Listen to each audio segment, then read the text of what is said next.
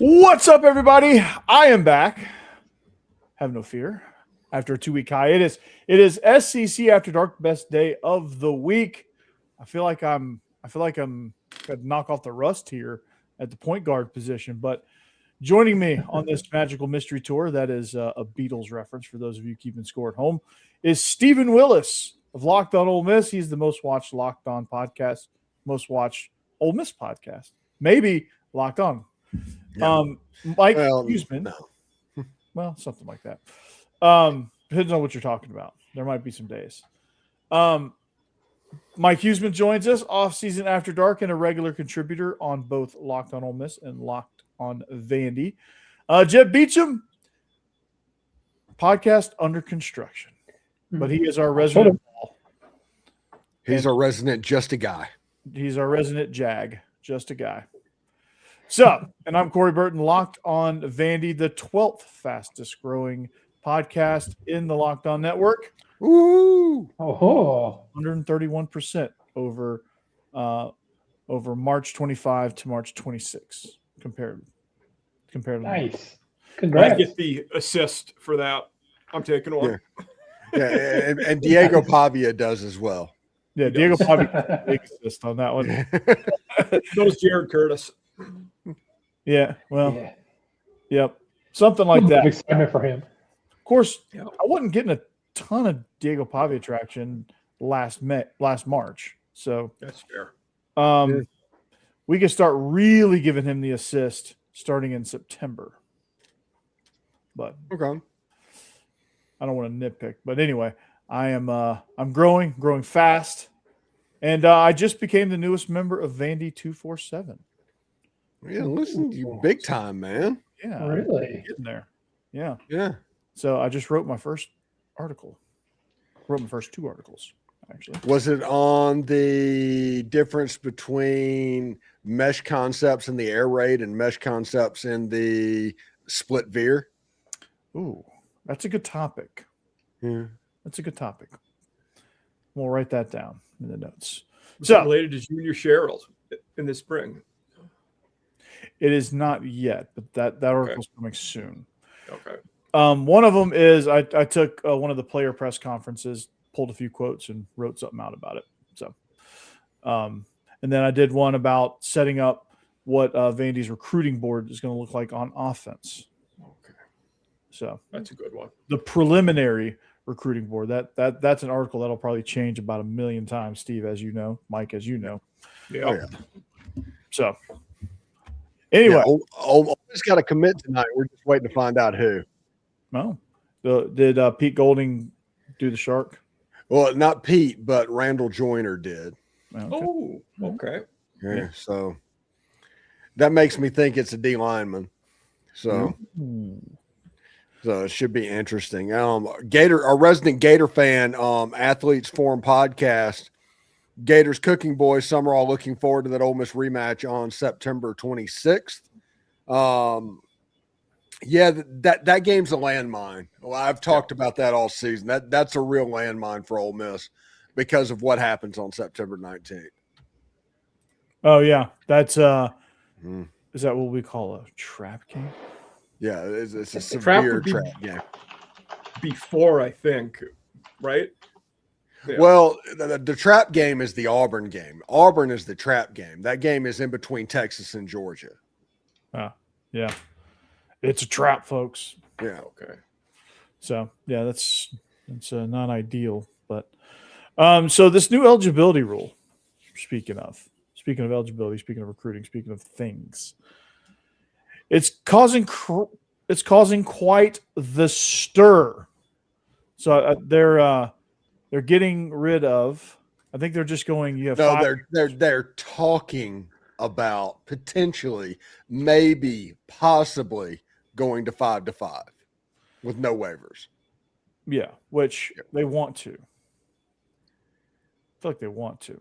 So Well, I'm sure they do, but it's not going to happen. Let's pretend that it does. Okay. Let's Well, talk about the benefit. Tell me what the rule is. They're talking about what? They're talking about Instead of go for it, Corey. Athletes would have 5 years of eligibility from their 19th birthday or high school graduation. No red shirts, no waivers. You just get 5 years. Yes, or 9th-year seniors. Yeah, they're trying to cut down on the. They're trying to cut down on the 46-year-olds playing college football. Yeah, I get that, but then you're talking about you will. Yeah.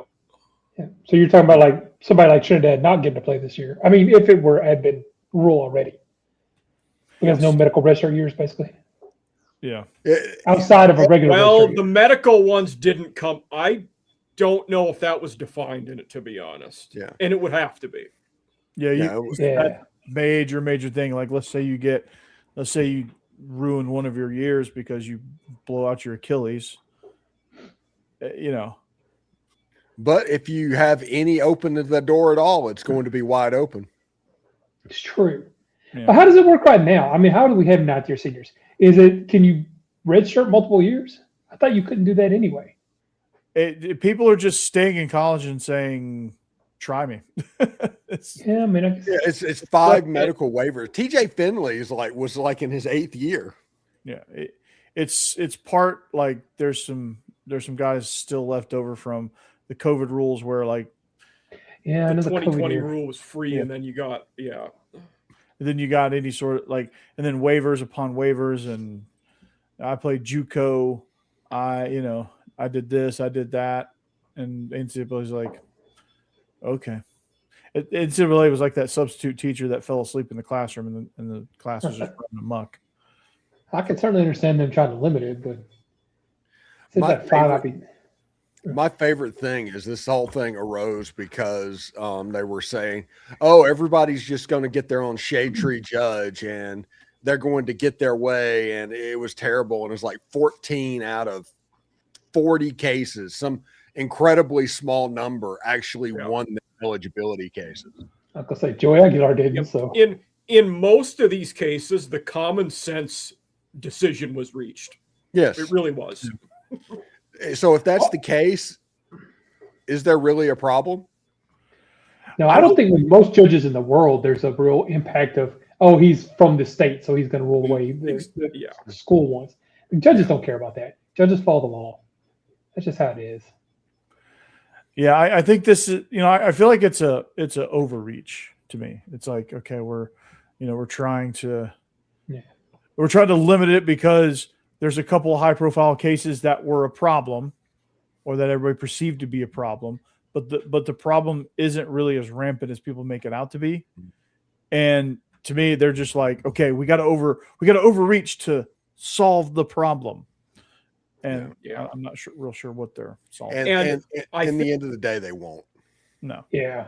No. And with what I think we're targeting things that weren't the main issue either. For most people, these problems we're transferring too much, and we've become mercenaries because of NIL. Mm-hmm. Yeah. These things we're transferring multiple times, getting more years to play.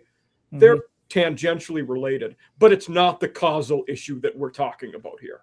No. I mean, the transfer thing is a separate issue in and of itself. And there has to be a little bit of guardrails there. I mean, I don't think you have to go too crazy, but just kind of, throw something on there. I'm not sure exactly what yet, but I feel like the transfers are starting to kind of get out of control a little bit. Yeah. Well, the Big Ten and the SEC are going to end up governing themselves or governing each other. They'll form their own thing, and they're going to rewrite the rules with the NIL and the transfers in mind and what's going on. They're not going to try and fit a square peg into a round hole, which the NCAA is trying to do. They're trying to take this NIL world and match it up to 1998 college sports. Once that happens, it has a chance to really be fixed. Yeah, you And can't. The one smart thing the Big Ten and SEC will do that the NCAA hasn't, they're going to work from the real world and where we are now. The NCAA is trying to put toothpaste back in the tube and go back to an era that cannot exist anymore. Yeah. You've already breached that. You've already breached the payment stuff. You've already breached. So you can only move forward with that. These are starting to become professional athletes. If they're not already, they're about as close as you can get. There's no amateurism whatsoever. So the NCAA, they just need to roll with it, redefine it, redefine what the parameters are, and let's freaking go. And by the way, just because you haven't heard about it recently, the push is happening again to kind of pool all the media rights to face the financial inequities of all the conferences and all of that. It's the Louisvilles, it's the Boise States, the Colorado States, the Kennesaw States that have a problem with what Ole Miss and Mississippi State and Georgia and all of them have. And once people start trying to steal your money, they don't stop until they steal your money. So everybody needs to be on guard about that. Yeah, especially in the Big Ten and SEC. That's these two conferences are big time money making machines, and the other conferences can't handle it. They didn't they didn't make deals. They didn't do whatever with TV rights. I don't know what you do, but I mean they're just some jealousy. There's some jealousy. Yeah. Correct me if I'm wrong, but they're talking about potentially, the games will already be on TV, but then, or like in the existing stations, but they're going to put some other ones up for bid. Is that just a way to get Fox involved? It feels like it's the Big Ten trying to get Fox involved. Yeah. You talking about for the playoff, the new one? Yes. From the very beginning, it was trying to get Fox at the table and ESPN split. They want the NFL model to where there's two major networks of what's going on. NFL model's like 4 major networks now with the playoffs. Well, it's still two. It's still two. There's others that have the Super Bowl and all that, but it's essentially Fox and CBS doing most of the broadcasting. And this one, they want Fox and ESPN to do what they're doing, or Fox and ABC, I guess is the way it is now. Yeah. And then you'll have the other streamers like TNT who have playoff games. So they would be like the NBC or something like that. Yeah, something like that. Yeah. I mean, you would have probably for college football, the next network to get something big would probably be CBS. Or somewhat big. Well, CBS has something because they own TNT now. CBS is in. Oh, they own really? Yeah, they bought Warner. Paramount bought Time Warner. Okay. So now you have CBS, CBS Sports, TNT. I mean, all of those things under one umbrella, which is almost competing or able to compete with ESPN as far as the broadness of them. Yeah. Okay. Yeah, there's a lot of network too. Yeah. Paramount owns the NFL Network. They own MTV. Are we gonna see a game on MTV? I'm just kidding. Potential. Oh, MTV doesn't exist anymore. They're gonna bring it back.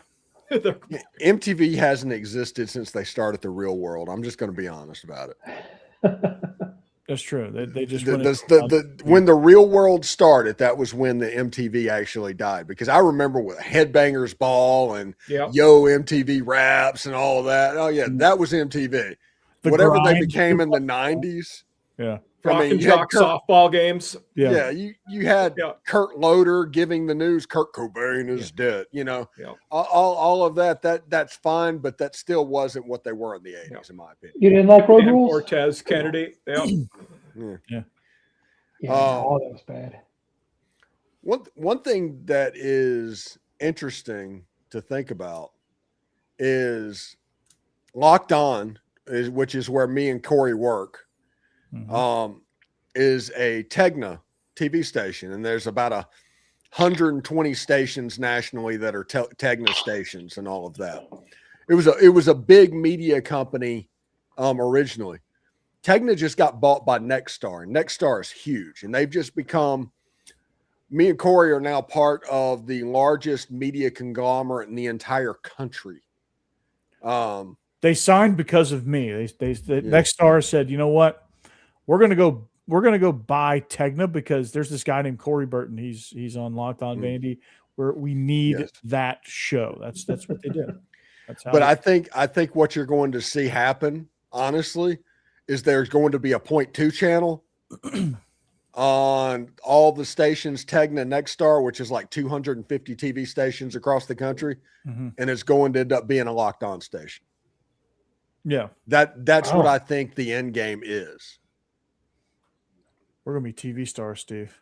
That would be impressive. Hey, speak for yourself. I already am, bud. Well, I'm gonna be a star. You're gonna be a mega star. How about that? Yeah, I was sitting here talking to my boys at ABC 24, and I'm going up to Oxford the 19th through the 25th of April. And they're up at ABC 24, us in Memphis. They're like, hey, you need to come by the studio for an interview. I do something with them every week. Yeah, I knew that. Yeah. That's cool, man. Yeah, I'm going to the scrimmage tomorrow.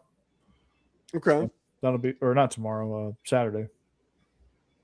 Ole Miss fans finally get to hear from John David Baker tomorrow. Hey. For whatever reason during the playoff run, it was basically Joe Judge as the offensive voice that you heard from. This will be the first time that Ole Miss fans get to hear from John David Baker. I couldn't even tell you what his voice sounds like.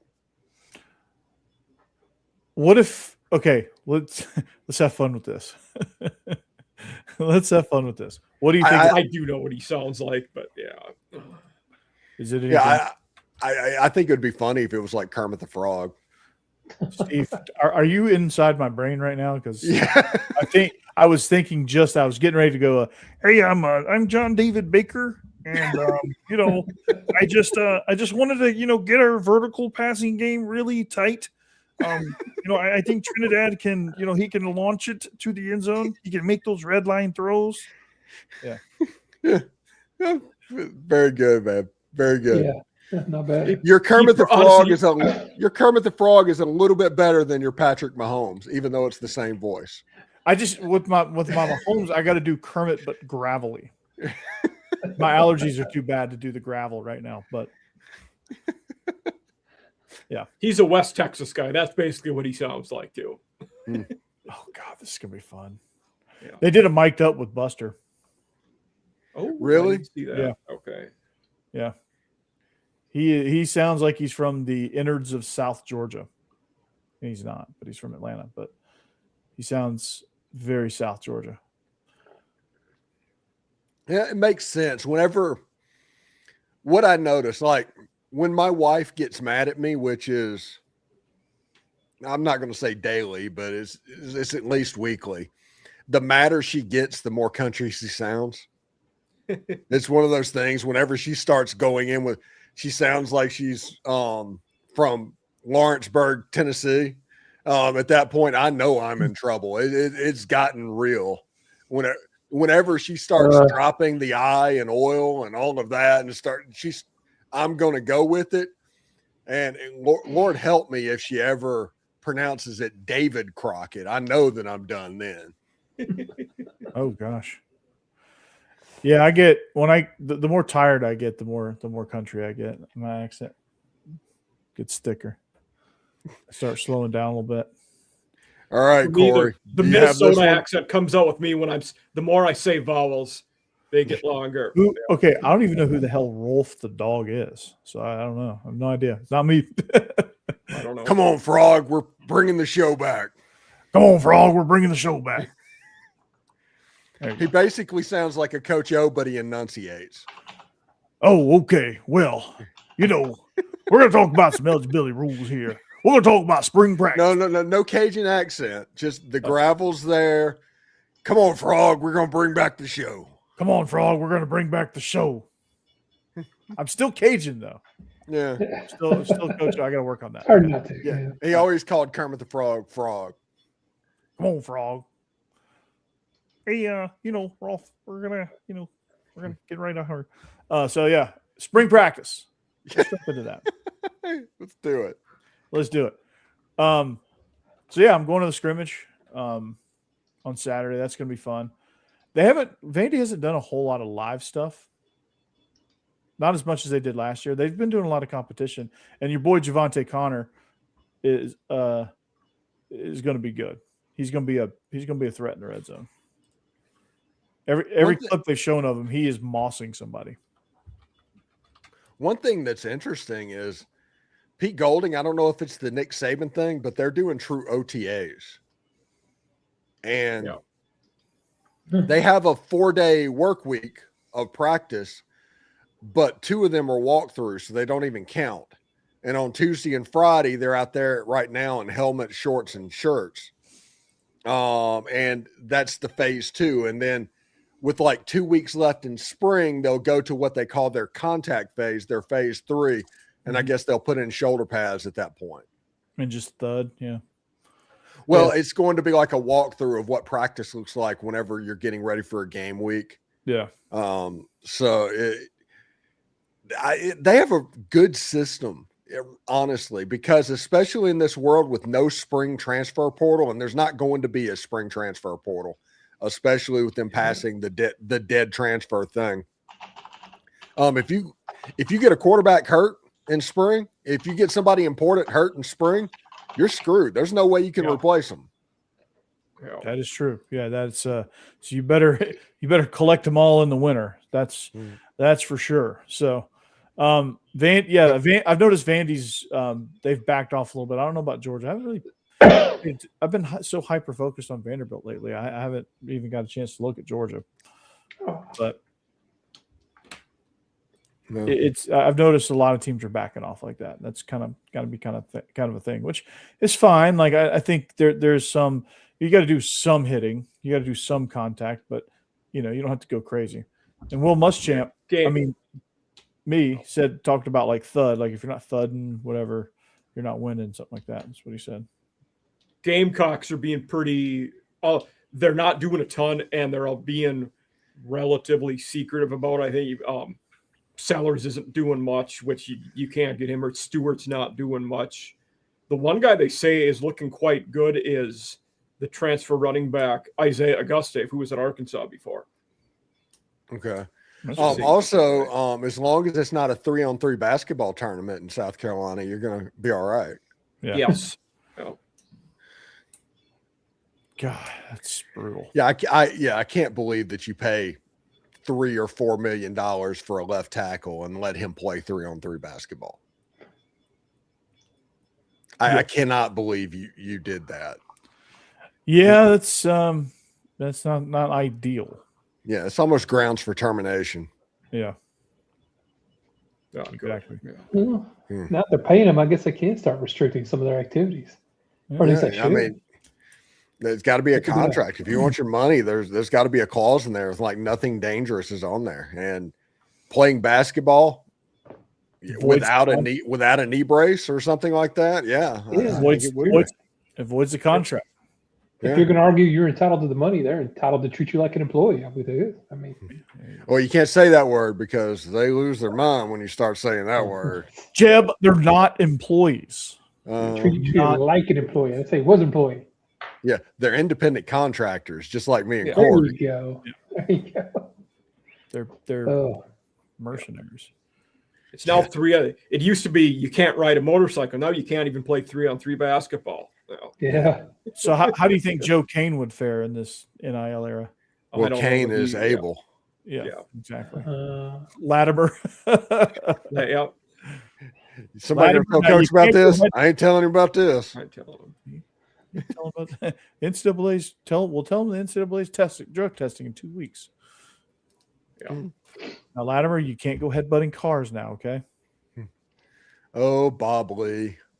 The Eastern State University Wolfpack. Yeah.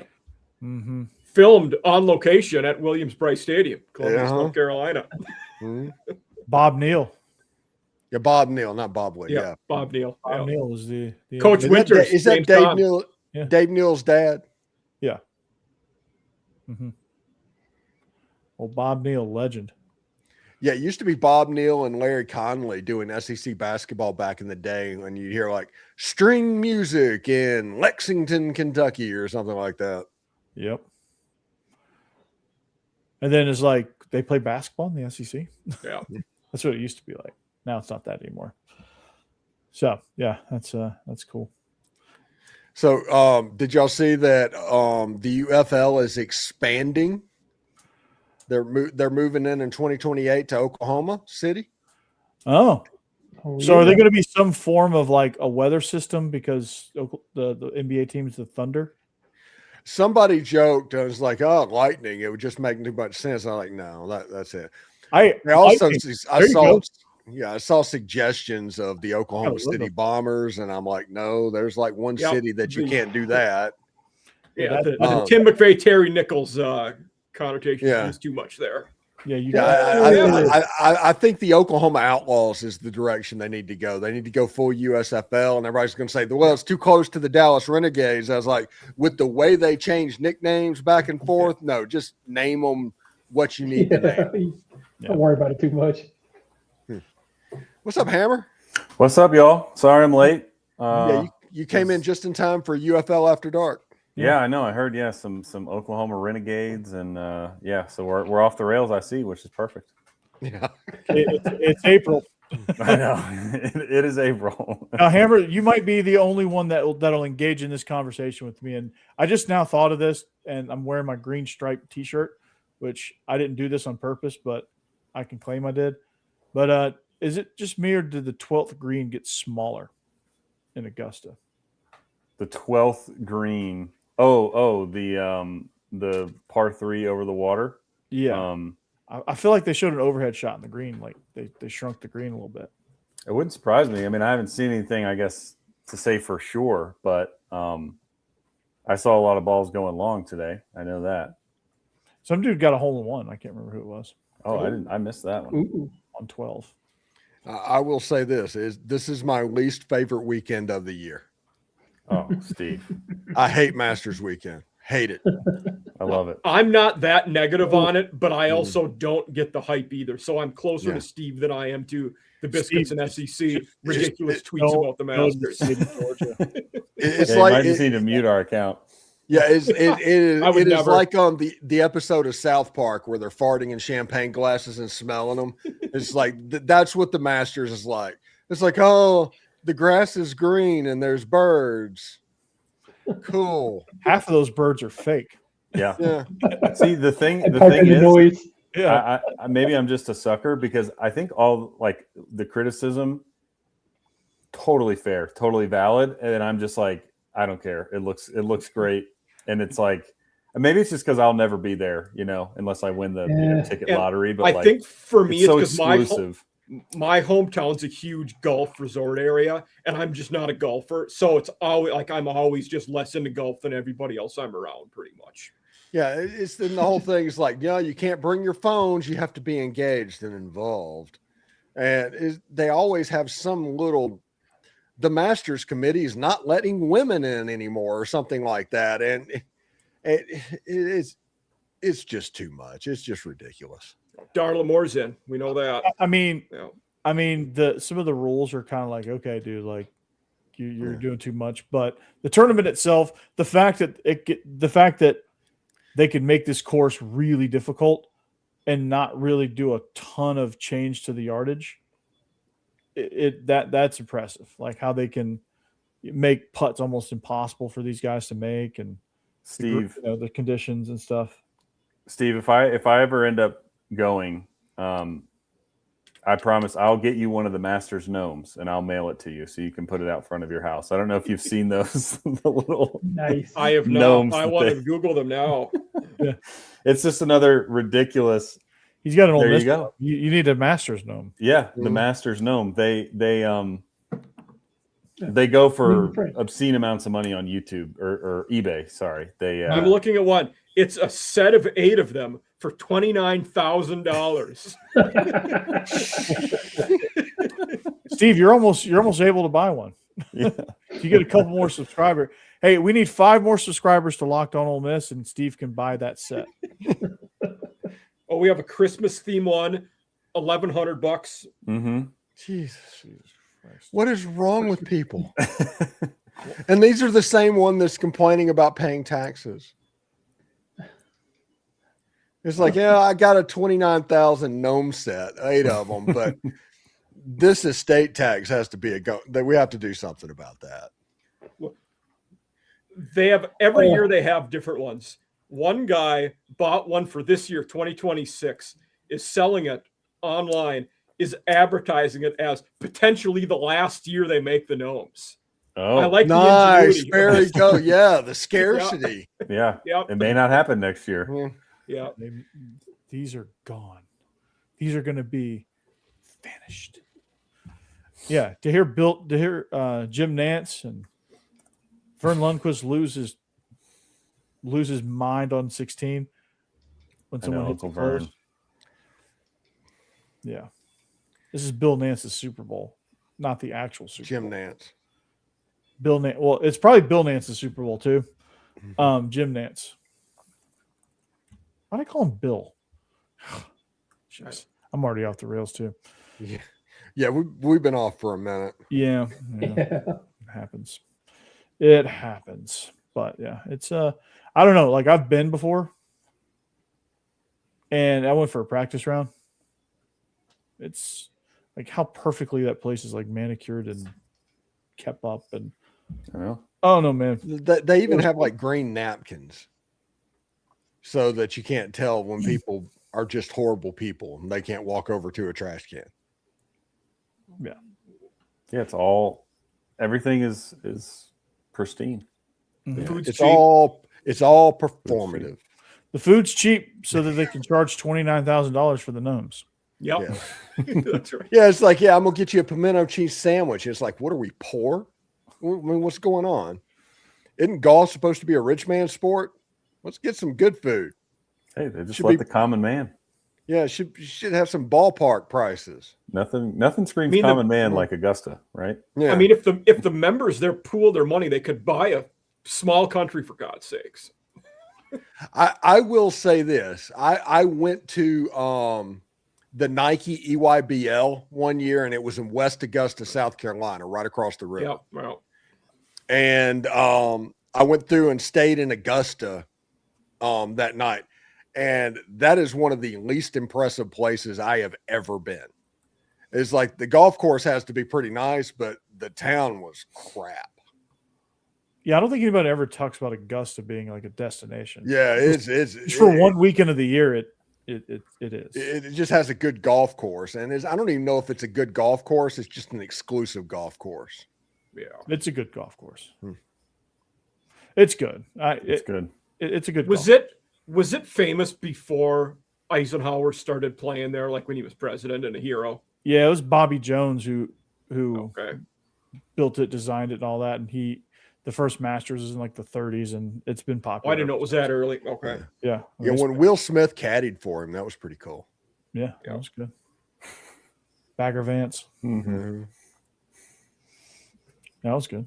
No, it's a legit golf course. Like the TV doesn't do those greens justice as how difficult they are. Okay. I've always just wanted to walk it barefoot. It just seems like it would feel really nice. Yeah, it's pretty great. I mean, the windmill gives people trouble on 12. Don't hit it. The clown's mouth is really good on 17. Oh gosh. It seems like you're hitting through a clown's mouth on 18 on the tee box. I'm gonna get you, clown. Can you imagine you and me and Tom, Steve, playing Augusta National? No, I can't, because there would be multiple temper tantrums by everybody that day. Yeah. Yeah. How many clubs do you think I would break on that? My goodness, all of them. You'll end up being like 10 cup. It's like, I finished this with a shovel. And it's like, I never thought to try. Oh gosh. I hadn't played in a long time, Steve. I probably suck now. That's 2 golf movies I've dropped in this episode. 2. Yes. Happy Gilmore and Tin Cup. Tin Cup. Yeah. Oh, 3, Bagger Vance. And Bagger Yeah, Vance. you dropped Oh, the yeah. Bagger Vance. Yeah. Yeah. There's not that many of them. We're running out. Yeah. Tin Steve, Cup was awesome, by the way. Tin Cup was probably one of the best sports movies just in general. Yeah. Yeah, Kevin Costner had a run of sports movie. He messed it up by doing his big epics with the Postman and Waterworld and all that. But like Bull Durham is freaking awesome. Bull Tin Durham, Cup, The Love of the yeah. Game, Tin Cup. Yeah. For Love of the Game's pretty good. I thought it was really good. I really the way he it was all centered around one game, and he just kept having flashbacks. The For the Love of the Game was like J.K. Simmons' first real acting role in movies. Yeah. And it turns out he's a huge Detroit Tigers fan. So he went in to read something else entirely. The director liked his tone and the way he sounded and got him to read for the manager. Yeah. And he got to play in the movie a manager of the Detroit Tigers, and he's the one that pops on like the Major League Baseball Network and all that, talking about the Tigers. Yeah. John C. Reilly's the catcher. Yeah. Gus. Yeah. I do believe in you. I just know you're going to fail. Sorry, the Dewey Cox thing. That movie literally ruined in every good way the music biopic. He just basically singed it. Sad part is it's only the second best funny music biopic. So the best one's CB4. I don't know if y'all seen that. That is pretty good. Yeah, it's a pretty good one. Yeah. CB4. I gotta watch that one. It's a Chris Rock notice. Hilarious. That's like James Bond saying they couldn't do James Bond like normal James Bond stuff because Austin Powers basically ruined it. Yeah, he did a great job of that. Austin Powers. I don't know why my favorite scene of that is him in like a little cart that he's driving, trying to turn around, and just he ends up like parallel in the little yard. Yeah, I always make that reference when somebody's struggling to get out of a parking spot. Yeah. I think about that all the time. Like, yeah, they're Austin Powersing that one. Yeah, Gus making a 13-point turn on site. Yeah. I've talked before, like on my guy, I have several movie tattoos. Austin Powers is one of them. I've talked with my guy about getting one of them because we both love the movie. Nice. I enjoy Austin Powers. It's just one of those guilty pleasure type movies. Guilty pleasure? Hell no. Yeah. It ain't no guilty pleasure. That movie is legit. Yeah. Oh, I want to go back and watch Mystery Alaska because in Mystery Alaska, Mike Myers was in it playing basically Don Cherry, doing the and just had all the one-liners and zingers and all of that. And I kind of want to see that one now. Miracle's my favorite movie of all time, by the way. Just any movie? Any movie, period. Like, is that including Indiana Jones? Yes. There are no movies better than Miracle. None. Okay. I don't know. Have you seen No Holds Barred? It's got Hulk Hogan. I don't think I've seen that one. Tiny Lister. Oh my God, such a good one. Steve, you obviously have never seen Over the Top. If you're saying that about Miracle, yes, I have. That's Sylvester Stallone turning the hat backwards. Yeah. I've never seen arm wrestling. I've never seen somebody's the corner of their mouth reach their shoulder the way Stallone's did. He was like, Robert Lowe is the father-in-law. Yeah. Bob Austin says Giax Tigers. But Bob's one of my dudes. The most fun I've ever had at a wedding was at Bob's in Shreveport, Louisiana. Oh, nice. Okay. Oh, he's North Louisiana. That's I-20. I grew up around Vicksburg a little bit. Oh, there you go, Bob. So yeah, Bob, I got a question for you. If you're still, he went to college in Alaska. I know that. Yeah. I do know that says "Go Tigers." I was just messing with that. Hey, Bob, I got a question. Do you gloves or no gloves when you eat crawfish? I've never put on gloves. Hey, it's weird that I like crawfish balls, not for the crawfish. I eat the corn. That sounds about right. That is weird, but I mean the corn's good. Corn is good. Potatoes are good. You're not wrong. Little mushrooms are good. We have an answer. No gloves. No There you gloves. go. I kind of Gloves figured that, off. Bob. That was kind of more of a. I was poking fun at Chris Marler because he was. Yeah, coming from South Carolina, you don't know anything about crawfish balls if you're coming from the 95 corridor. Low country boil, Yeah. crawfish boil, two totally different things. Love crawfish. Love crawfish etouffee too. Oh yeah. That's my jam. I'm red beans and rice. Love it. Can just eat it over and over again. And Are you a po' boy? I don't like shrimp. You don't like? Jeez. Whoa. Yeah, I generally don't like any seafood. I know in our family, I'm the only one that eats shrimp. I never get it. Never get shrimp.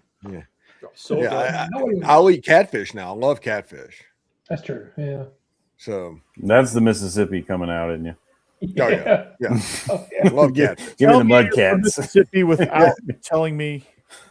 There's two things whenever I take my trip to Mississippi in about a week that I'm looking forward to. First of all, is the Mexican food. The Mexican food in Florida is terrible. Absolutely horrible. It's At least not down worth here in it. Central Florida, yes. Yeah. It's more Caribbean than Mexican. And I miss my Tex-Mex. And the other thing is catfish. That's the other thing that's garbage down here. Yeah. Now, Steve, what's the thing with the tamales in Mississippi? How are they different? I don't know. I've seen them on the side of the road, but they obviously are something because they're a big thing, but I never ate them. Okay. Yeah. No, we found places that serve passable Mexican food and passable catfish, and we eat those a lot. But I agree that neither one of them are great. Yeah. We've just found the places that we can deal with down here. Yeah. And there's a lot of other food that's really good. Don't get me wrong. I think when I'm there, I'm gonna go down to Pittsburgh, Mississippi, and eat in that weird Mexican restaurant that everybody was talking about in the Trinidad Trial Day. Okay. Yeah. All right. Just go down there and just The one random one I really miss from Louisiana, this is Natchitoches specific, but the meat pies. It's like the meat pie capital of the world or whatever, and they were legit. Yeah. Don't know that I've ever had a meat pie, but I do want to try that. Yeah. My favorite one thing that I get to do is I get to go to Taylor Grocery potentially during that trip. That's one of my favorite places, especially for catfish all over. Yeah. I mean, hopefully it's still good because I think they changed ownership, but it looks like one of those storefronts that exist in a town that used to be on the railway, but the highway passed it by, and it just kind of got decrepit. That's kind of what Taylor Grocery looks like. Yeah. Steve, you don't like gumbo, do you? I can eat gumbos as long as it's not seafood gumbo. I can eat chicken gumbo. Tomatoes or no tomatoes? Bob, Does- I've never thought about it. Does he mean tomato-based roux, or does he mean I feel like he means like straight a up. full tomato, like diced tomatoes? I feel like he I like the tomato roux. I don't like the chunks. Yeah, no, I'm saying. I'm not a big fan of you the know what? chunks. I've not thought about that ever. But Yeah. I would probably go no chunks with the roux. With the tomato roux. Yeah. Yeah, I like there's a place over here near where I live in Bellevue, Steve. It's a place called Voodoo Gumbo. And they just stopped serving it. They used to have Gator po' boys. Yeah. Oh, yeah. Those were good. Gator tastes like chicken. I know. Just so everybody knows, Gator Yeah. tastes like chicken. Yeah. I honestly think whenever you're eating that, somebody's pulling a fast one on you. That's how much like chicken it tastes like. Yeah. I'm gonna say, I don't know if Hammer, it's have chewier you than chicken, but joined it's- the trend in your new part of the country and gotten into Rocky Mountain oysters yet? I have had them once in my life. Not I think that was back in college. I was on a ski trip. I have not had one since Okay. relocating out here. From what I remember, it wasn't that tasty. No. Rocky Mountain oyster. I mean, you deep fry them, dip them in sauce. Most things can taste passable if you're doing that to them. Yeah. Exactly. Yeah. It's not horrible, but it's Yeah. not really worth seeking out, I don't think. Yeah, that's kind of like back in the day. You don't see many people eating, but like the chitlins. It's like nope, Yeah. No. nope. No What's that movie where he was eating balls? Oh, Funny Farm. Yeah. Have you ever seen Funny Farm? It's an old Chevy Chase movie. Yeah, Yeah. He Well, just ate It's those a and shame you're not doing a movie podcast. I know. Just put that out there. I just want to put it down for the record. he breaks a record, like a record. That's what I'm trying to say. Wow, I don't know why that word wouldn't come out. He breaks a record at a restaurant for eating all these balls, and it turns out he's eating like cow testicles or something. I had no idea. my favorite part of Funny Farm is the mailman. Yeah, That's my favorite bit in that whole movie. I love how much it pisses him off that guy won't stop. We're MLB After Dark now. This is a good one. Oh, I actually want to go to Coors Field. I'd love to do that. Yeah. Coors Field's pretty cool. I didn't know they had Rocky Mountain oysters there, but it's a good place to catch a game. They probably call it that, and it's a hush puppy. It's not. Yeah, It's not Yeah. freaking. It's not hog balls or whatever. I mean, the Rockies are typically so bad; it's pretty easy to get a ticket for cheap. Well, And you're going to see a lot of offense usually too. So win-win. Right. that's true. They're a little park. It's like Yeah, a lot of home runs. 360 down the lines or something like that, Yeah. and it's still balls pop out of there like it's a launching pad. Yeah, they're just bombing it. Mm. How about the Yeah, Tigers? What is they 4-9 or something like that to start the season? Really? Yeah. Uh-oh. Twins beat them 3-1 today. Yeah, they Wow. do not do well in the cold. That is what we're discovering. And I don't know who in the MLB office thought it'd be a good idea. Let's send them to Minnesota in April to play 4. I mean, either way, Tigers. Detroit or Minneapolis, it's not going to be warm this time. Yeah, of it's year like either send way. them on the road. Go down to Tampa, Yeah. you know? They figured, hey, they're from Michigan. They can take it, right? But they're not God, from no Michigan. fucking that. There's a couple of people from Michigan, but they're not from Michigan. Like Kevin McGonigal is from Philadelphia. He's not playing baseball in 30-degree weather. No. Kevin McGonigal's really good, by the way. He is good. Yeah. He's going to be a good ball player. And Max Clark is leading the International League AAA in doubles. He's got like 7 or 8 in like 7 games or something like that. It was ridiculous. Who's the AAA affiliate for the Tigers? The Toledo Mud Hens. Oh. Lou Brown, most famous alumnus. Yeah. Yeah, I got another guy on the line talking There about we go. The white walls. Yeah. How would you like an opportunity to manage the Indians? I don't know. I don't know.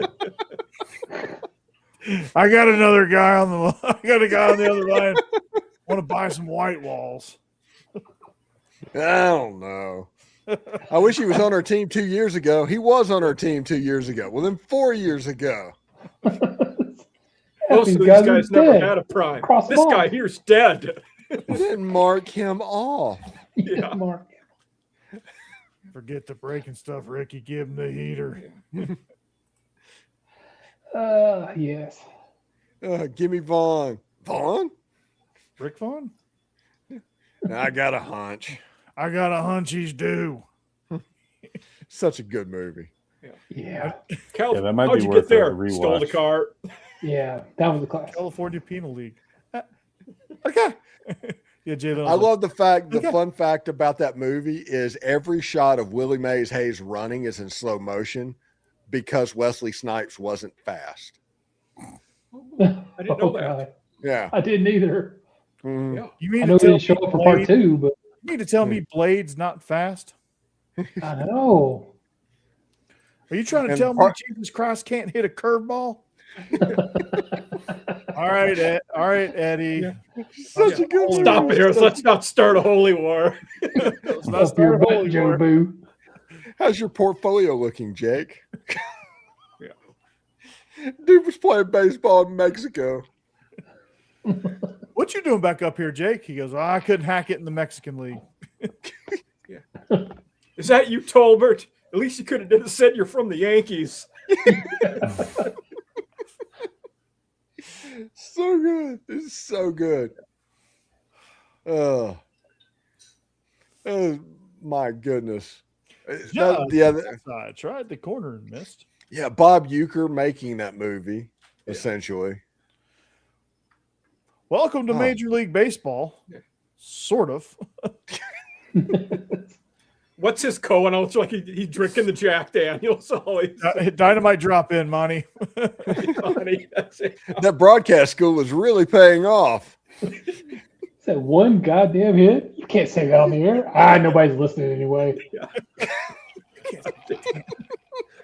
One hit, one goddamn hit.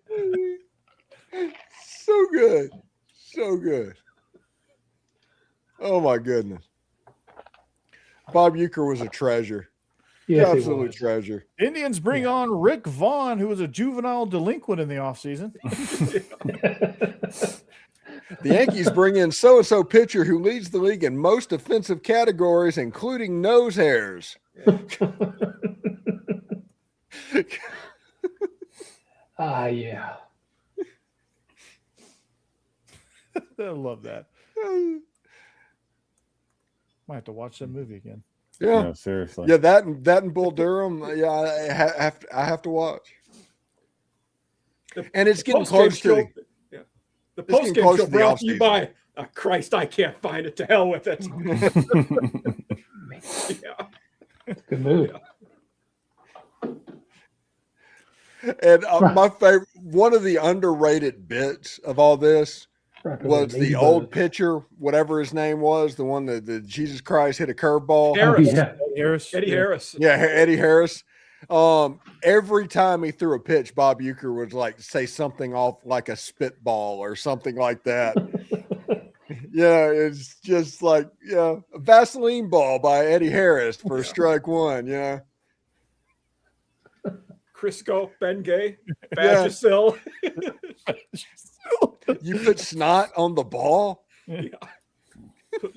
Oh, yeah. Rubs jalapeno juice on his nose. Yeah. So he gets a lot of snot. Oh, God. We got to teach this guy some control before he kills somebody.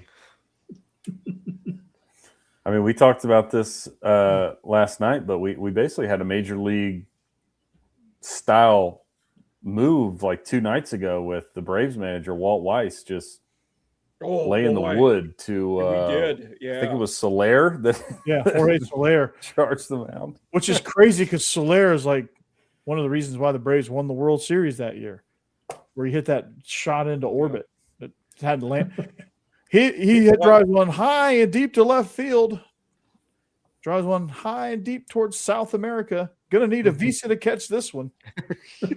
Weiss went for that You guys had a good Leach Coach of the Week bit last night, Hammer. He went for the tackle on that one. I know, just a form tackle. There's that still where he's got, he's kind of leading with the crown, but he wraps up, gets him to the ground. I laughed because I said, well, what team did he play for? I'm thinking like 8 of them. I know. That's why I was like, I know he was like on the A's because I had a baseball card of his from the A's, but I was like, yeah, he was that was all me. over. Said that, yeah. We were all up in your comments last night. Yeah. It was a good show. But yeah, did you see the slow-mo too of the punch on Soler where he's just like holding the ball like the this. ball, And he like leads with the ball, hits him in the side of the head. Do you guys familiar with John Boy Media or whatever? Yeah, he's like the Major League Baseball media guy that does like the bits, the voiceover stuff.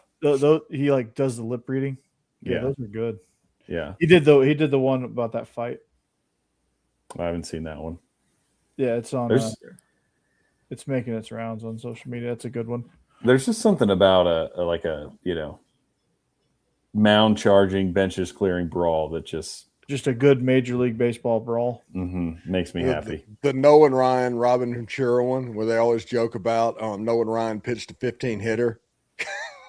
Yeah. It's so crazy. He was like 45 when he did that. The best story ever, they brought Nolan Ryan back to throw out a first pitch in an Astros game, and he was like 65 years old at the time, and he got up there and threw an 83 mile an hour fastball. Just ripped it in there. You're just like, yeah. Lord.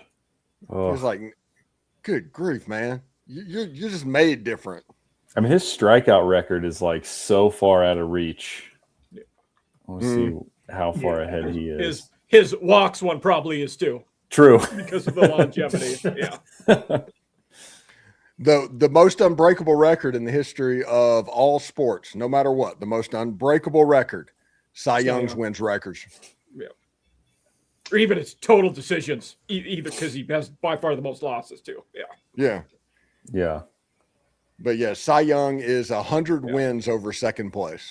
Yeah. That was my response to someone on Twitter. It was, what's the most unbreakable record in sports? And my response is, well, are we talking Cy Young or every other record? Yes.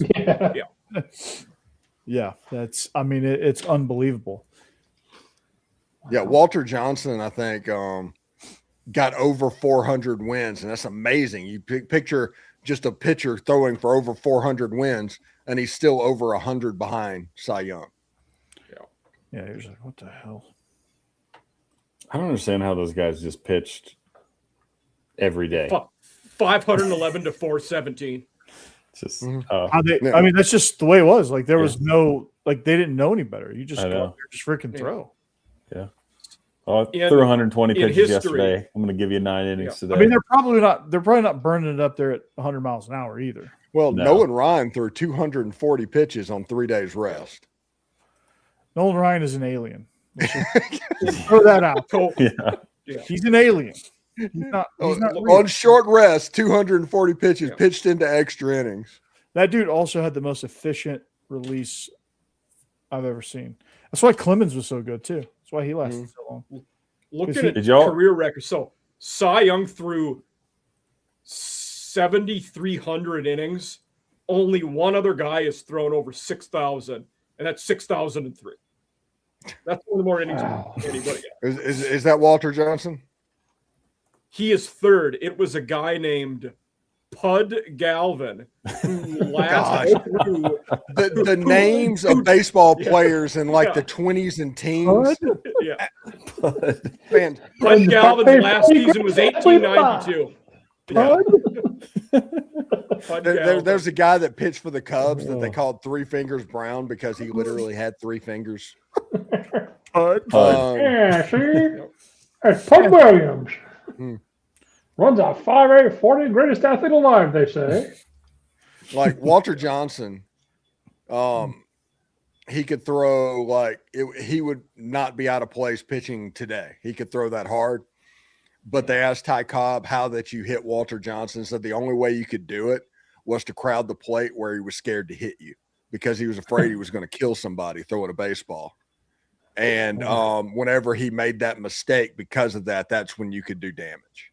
Whenever he showed mercy, that's when you kill him. Yeah. That's terrible. Yeah, one of the great video, like if you have a Roku or an Amazon Fire Stick, the great courses, there's one that's baseball from the beginning to the Black Sox is the last part, and it's just a great story of the late 1800s, early 1900s. Steve narrated it. Yeah, I was there. I wish I had a time machine. I would so go back. I want to see. If I had a time machine, listen, everybody would get mad at me about this, but this is what I would use a time machine for. If I had one trip back, everybody's like, "Oh, you're going to go kill Hitler?" No. I'm going to go back to the Polo Grounds and watch Christy Matheson pitch against Walter Johnson. That's what I'm going to do. That would be fun. Mm-hmm. I cannot lie. Because I don't want to steal your answer. I would go see Bobby Jones play Augusta National. There you go. Making it topical. Yeah. It's like I'm not, okay, that happened.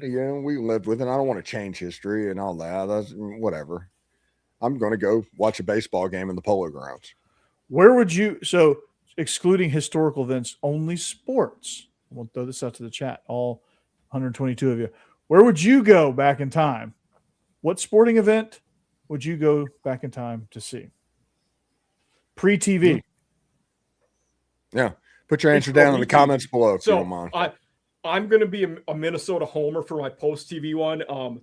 Game 7, 91 World Series. Jack Morris threw 10 innings. They won 1-0. Probably the greatest World Series ever against the Braves. I went to Game 5 of that World Series. Nice. Oh, wow. Braves won that one. Yeah, 3-2. Smoltzy was dealing. Yeah. Pre-TV one. Yeah, pre-TV is tough. So post TV. Oh, I got Will Chamberlain's 100-point game. That's it. Oh, yeah. Bobby Thompson for the Pittsburgh Pirates. Was it Bobby Thompson? No, it was the New York Giants. Who was the player for the Pirates that hit the walk-off in the World Series? Bill Mazeroski. Bill Mazeroski. Yes, I would like to see that. Yeah. The shot. I think I'm going Wilt's 100-point game, but it's a tough one. Yeah. Yeah, I would pre-TV. I would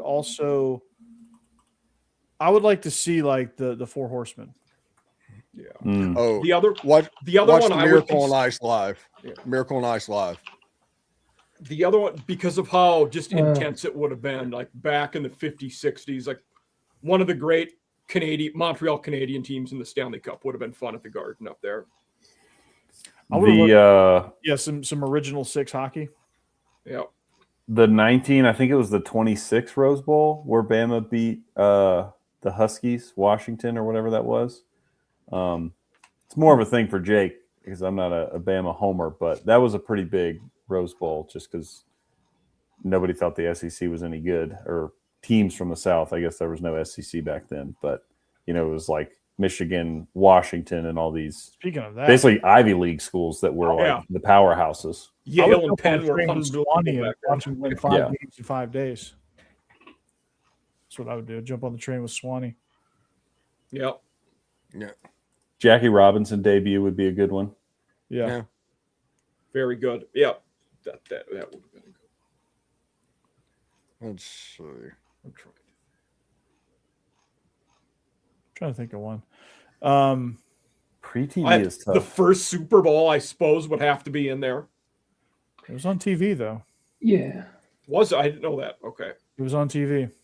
Okay. First World Series.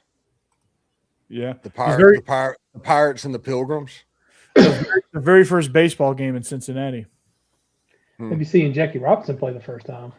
Yeah. First college football game, Rutgers Princeton. No. Those, if you see like the first game ever, it would just be so weird. Oh, I know. Yeah. Like I can't even imagine what they're doing. And it would look almost more like modern rugby because you weren't throwing forward passes. It was just scrum back and yeah. And the way it was said, the rules for that game, the ball could not be carried. So you could, So it was more like an ancestor of football than football. I didn't know that. Yeah. It would be really. I'd like to see Babe Ruth play. Maybe with him and Gehrig in the lineup together. That would be cool. That 27 really Yankees fast, team. like short 6-inch steps. Does he run really fast that way?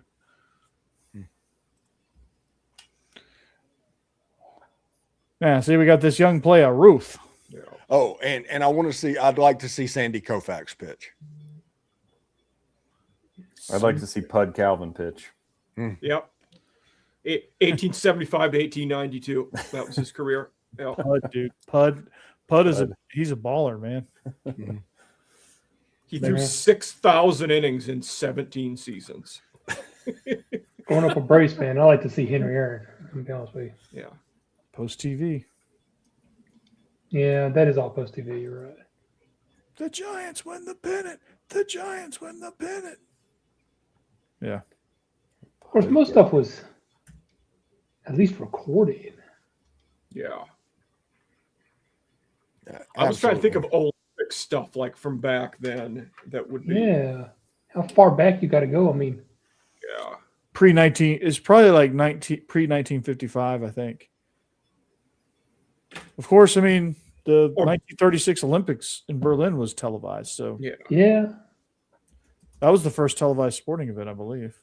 That's what I'm saying. They probably were recorded. They just might not be like available now. Wasn't live. Yeah, you were watching tape delays. Yeah. That was the NBA in the 70s. It was NBA in the 80s. Yeah, early. watching like Until Magic and Bird. Larry After Bird and Magic Johnson. Yeah, that would be fun. See some of those. I did get to see that. Yeah, I was old enough, but I wouldn't remember it. Yeah. But that was really cool. I got to see Prime Jordan. Yeah, I did too. Yeah. Yeah. That's the reason everybody talks about, hey, how great LeBron is. No. No. Sit down. Nope. Yeah, I'm with you. No, there. No, he is great. He is great. We're losing He the plot is, here. but he is. LeBron is But great. you knew back then. No, I didn't say it was. watching I didn't say the it. I didn't say it wasn't great. I'm saying he Okay. wasn't Jordan. George's on another We- stratosphere. We have breaking news here. This will shock everybody. Kareem Stagg, Georgia basketball player, arrested for speeding today. Oh my goodness, On the Georgia! basketball team?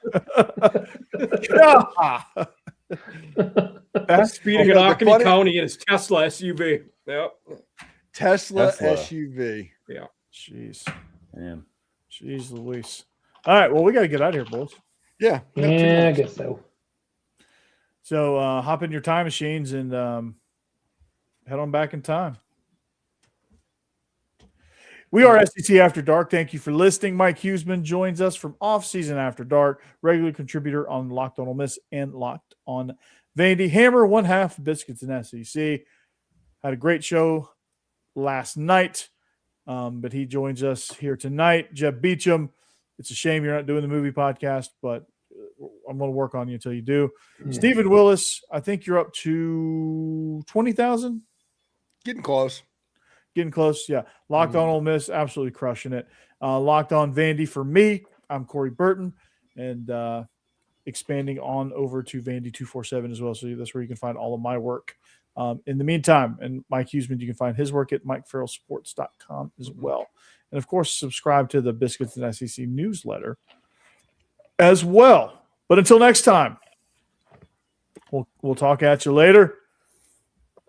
It's Locked on Vandy, Locked on Ole Miss, Off Season After Dark, Biscuits and SEC. We come together for SEC After Dark. We'll see you back here next week. Go Dogs, anchor down. Howdy The toddy. balls. In Go stream. Cougs. Gig 'em.